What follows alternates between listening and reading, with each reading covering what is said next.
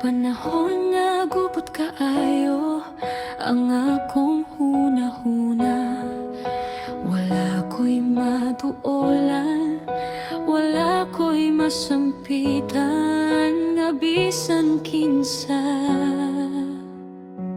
Tungod sa grabeng kasakit, gusto na lang nako tapuson ng tanan, aron makaigya sa mga tao nga nagpakaaron ningnon lang di ay sa ako nga tubangan.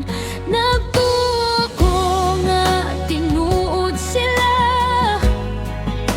apan sa luyo dawtan di ay ang ilang tinguha.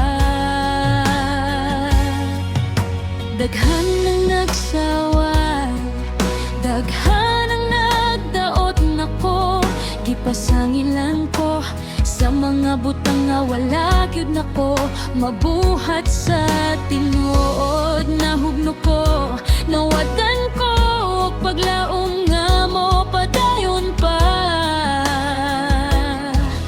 kay pati ang akong paglantaw sa akong kaugalingon nahimo ng bati tungod nila. Gisaliko ay ko nila, gituklod palayo sa tanan. Apan sa matag bahon ako, ikaw ang nakakita sa matag luha nga nidagay-day sa akong mga mata. Ginoo, ikaw ra gyud ang akong natuwayan ug nataganan, wala gyud kanibiyan ako bisan sa mga panahon nga luya na kaayo ko. Sa matag kahuyang nako, girikot ko binagpag-usap. Sa matag kasakit, kalipay ang imong gipuli sa akong dughan. Sa dihang gituklod ko sa uban palayo, ikaw ang nitawat nako ug gikuptan ko nimo. Saksi ang upat ka suok sa akong kwarto, sa tanang hilak nako nga ikaw lang ang nakahibalo. Salamat Ginoo sa pag-ubang nimo kanako sa kanunay.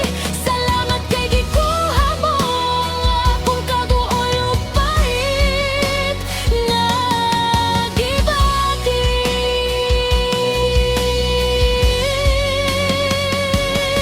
Ginoo, ikaw ra gyud ang akong naduolan ug nataganan, wala gyud kanibiyan ako bisan sa mga panahon nga luya na kaayo ko. Sa matag kahuyang nako, giligong ko nimo pag-usap. Sa matag kasakit, kalipay ang imong gipuli sa akong dughan. Sa dihang gituklod ko sa uban palayo, ikaw ang nitawat nako ug gikuptan ko nimo.